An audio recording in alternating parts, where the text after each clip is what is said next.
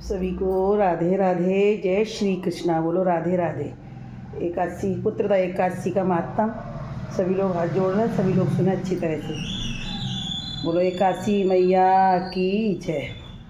एक दिन अर्जुन ने पूछा, हे कृष्ण, आप पौष मास के व्रत के बारे में समझाइए। उस दिन कौन से देवता का पूजन होता है तथा उसकी विधि क्या है। तब श्री कृष्ण बोले, हे राजन, पौष मास की शुक्ल पक्ष की एकादशी का नाम पुत्रदा है।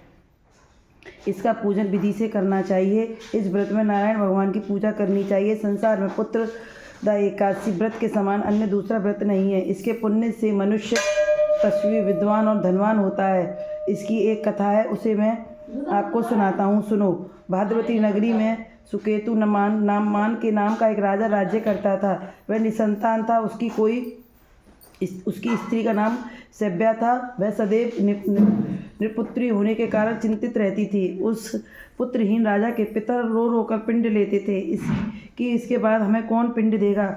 इधर राजा को भी बंधु बांधव, मंत्री, मित्र, राज्य, हाथी, घोड़ा आदि से भी संतोष नहीं होता था। उसका एकमात्र कारण पुत्रहीन होना था। वह विचार करता कि मेरे मरने पर मुझे कौन पिंड देगा। बिना पुत्र और पितरों के देवता के ऋण भी नहीं हो सकते।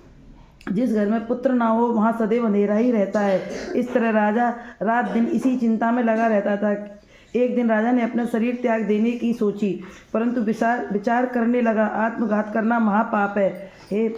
राजा इस तरह मन में विचार करके एक दिन छिपकर वन को चल दिया। राजा घोड़े पर सवार होकर वन, पक्षी और वृक्षों को देखने लगा। उसने मन में देखा कि मृग, बाघ, सुअर, सिंह, बंदर, सर्प आदि भ्रमण कर रहे हैं। हाथी अपने बच्चों और हथनियों के बीच में घूम रहे हैं। उस वन में राजा ने देखा कि कहीं तो शियार कर्कश शब्द कर रहे थे, कहीं मोर ध्वनि कर रहे थे। वन के दृश्यों को देखकर राजा को सोच विचार में दोपहर हो गई। अब राजा को भूख और प्यास लगने लगी। वह सोचने लगा कि मैंने अनेक यज्ञ किए हैं और ब्राह्मणों को मधुर भोजन कराया है, परंतु फिर भी मुझे यह दुख क्यों मिल रहा है। राजा प्यास के कारण बहुत बेचैन होने लगा और पानी की तलाश में आगे बढ़ने लगे। कुछ ही आगे जाने पर उन्हें एक सरोवर मिला। उस सरोवर में कमल खिल रहे थे। उस सरोवर में सारस, हंस, मगरमच्छ आदि जल क्रीड़ा कर रहे थे।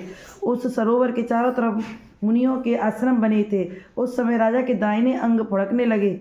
राजा के मन में प्रसन्न होकर सरोवर के किनारे बैठे हुए मुनियों को देखकर घोड़े से उतरा और दंडवत करके उनके सम्मुख बैठ गया।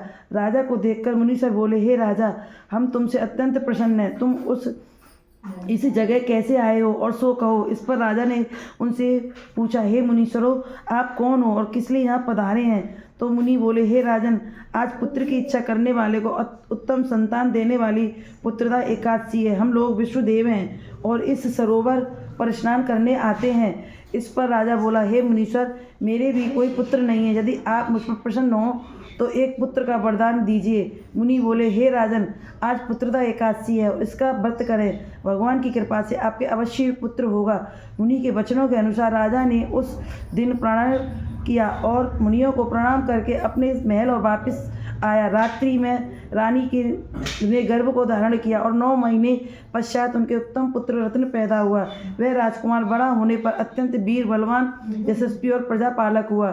श्री कृष्ण भगवान बोले, पुत्र की प्राप्ति के लिए पुत्रदा एकादशी का व्रत करना चाहिए। जो मनुष्य इसका महात्म्य श्रवण करता है, पढ़ता है और दूसरों को सुनाता है, उनको भी स्वर्ग को मिलता है। बोलो एकादशी मैया की जय।